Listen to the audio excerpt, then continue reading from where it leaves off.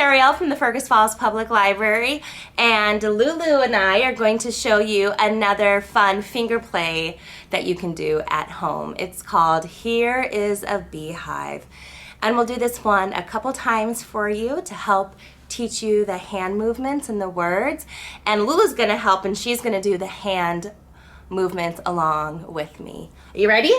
Yep. Okay. Let's start by making a fist. Here is a beehive, but where are the bees? They're hiding inside where nobody sees, and soon they'll come flying out of the hive. 1, 2, 3, 4, 5. They're alive! Buzz, buzz, buzz, buzz, buzz, buzz, buzz, buzz, buzz, buzz, buzz, buzz, buzz. Should we do that one more time? All right. Let's make our beehives. Here is a beehive, but where are the bees?